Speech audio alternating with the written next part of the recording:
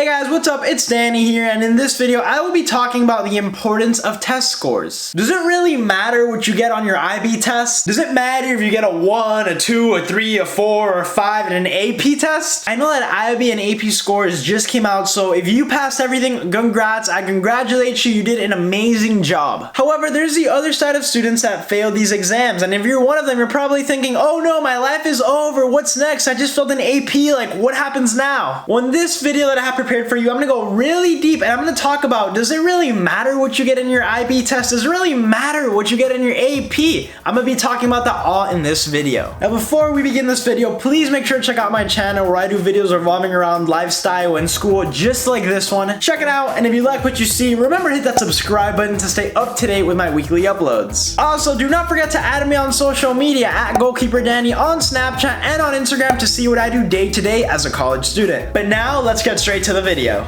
So I was once in your shoes. I used to be a high school student and I did a lot of AP tests. I did a couple of IB tests. I did 6 AP tests and 6 IB tests to be exact. And I know nowadays with testing, there's this huge pressure that you have to succeed. You have to get like a 4 or a 5. If not, you're like a nobody, you're a failure in life. But the reality is that that's not true. Well, let me just give a small background on how AP tests and AP classes work, as well as IB tests and IB classes. Just so you guys can have like a small understanding of the whole system. Basically, whether it's AP or IB, you take one of these like advanced classes, and then at the end there's like this exam that kind of defines like whether you got the credit for the course or whether you didn't. And basically before the exam, the AP class or IB class, it functions just like a regular class. The only difference is that it's like higher level, it's like harder content if you want to put it that way. Then at the end of the year you do the exam, and if you pass the exam you do get the credit for the class, and if you fail the exam you just don't get the credit. Basically when you get a credit in an IB or AP class, that means that if you're going to take a similar class in college, you might not have to take it because you already have the credit like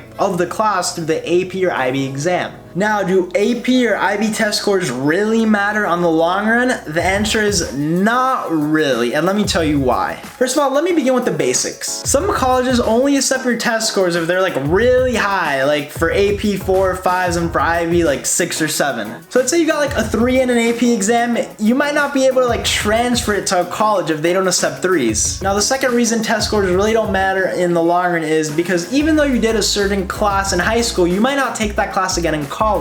You see, AP and IB credits can only be transferred to similar classes that you did in high school, but let's say you do like completely different classes in college and what you did in high school, then it really doesn't matter. I know it could sound really confusing, but let me just give you an example that's actually a personal example of mine. So for instance, I got a 4 in AP US history, which is really good. I'm really proud of it. I studied a lot, but in reality, I'm not taking any history class in college. So on the long run, what does it matter? You see, you can get like a 4 or 5, whatever you want in any of these exams, but if you're not going to take a similar course in college, then in reality it doesn't really matter on the long run. Now of course, if you are doing a similar class in college, it can really help you because you might be able to skip a couple of like basic introductory courses. Now the third reason why AP or IB test scores really don't matter in the long run is because you might actually want to retake the class in college. Now this is coming off another personal example. So I took AP German in high school and I got a 4 in the AP exam, and even though I could have transferred it to college, I decided not to. And that was because even though I did really good on the AP test, that doesn't mean that I was like really fluent in German or anything. So instead of going to like a higher level class in college, I decided not to transfer my AP credit to go back to the basics. Basically what ended up happening is I didn't transfer my AP credit, I did like a really basic German class and just built my way up again. Now I'm not telling you to just like fail all your tests. In fact, like try to do really good in them. Because on the other hand, there is a huge benefit, and that is scholarship money. Now for my personal example, I did really good on some IB tests and I was able to get a scholarship, which really helps in the long run. And on top of that, you already spend a lot of your time in high school studying really hard, doing a bunch of homework, so why not make it worth it? Why not try to like actually pass the exam?